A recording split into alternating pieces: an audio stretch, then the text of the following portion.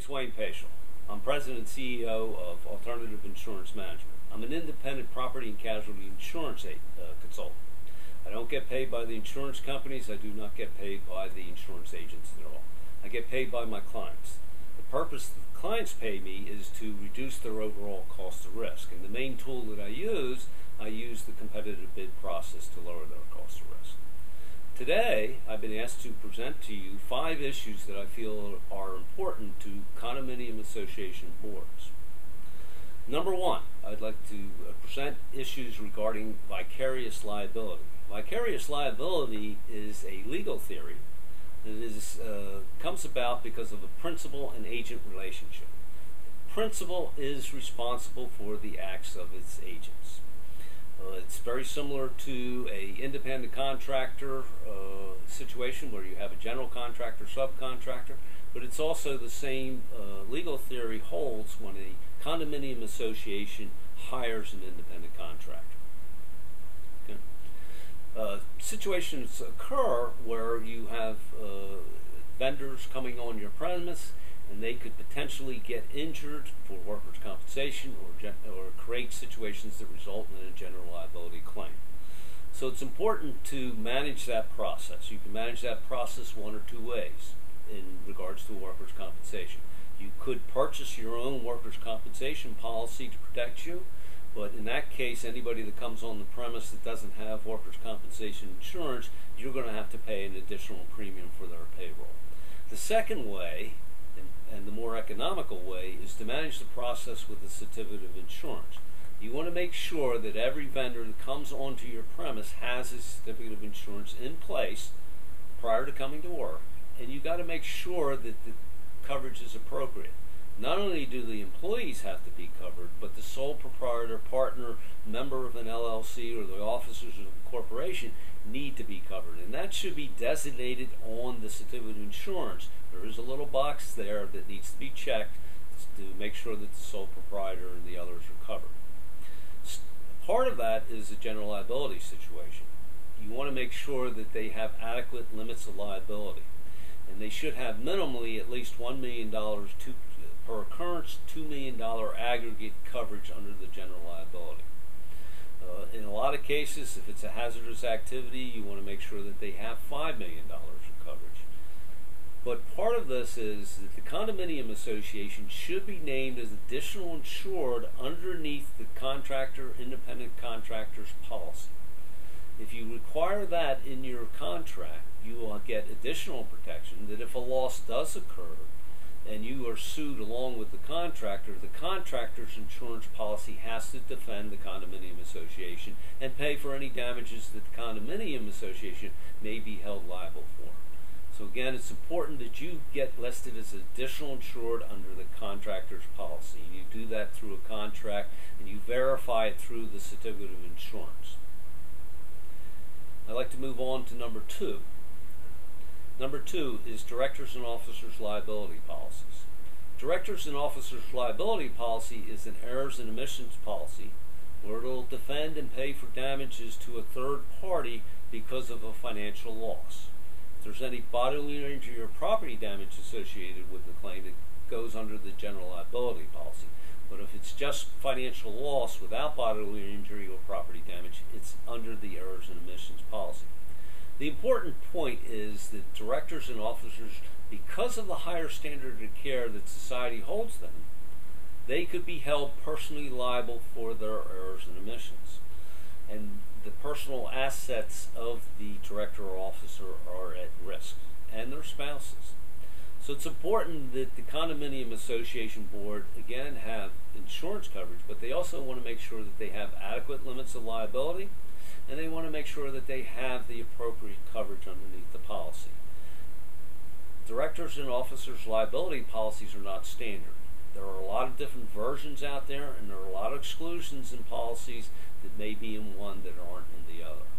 One of the important ones is there's an exclusion in a lot of policies that excludes the purchase of insurance. I suggest that one, if that's in your policy, you ask the insurance company to delete it. They will delete that exclusion. But more importantly, I think it's important that the board understand what is covered under directors and officers liability policy. And I'm sure if you ask your insurance agent to come out and speak to the board about the coverages and go over the coverage terms and exclusions under the policy, that it would be beneficial to the board. I'd like to move on to item number 3. Item number 3, the Maryland Condominium Act requires that you condominium purchase property insurance and general liability insurance. But the Act specifically mentions that you need to insure to what is commonly insured against. And I think that's a difficult term to deal with, because what is commonly insured against is questionable. A lot of property insurance policies exclude flood, earthquake, underground property, exclude your pavements, exclude your sidewalks, exclude the curbs. And again, I think it's important to get the insurance agent out to visit you and get to an understanding of what should or should not be insured under your property insurance policy.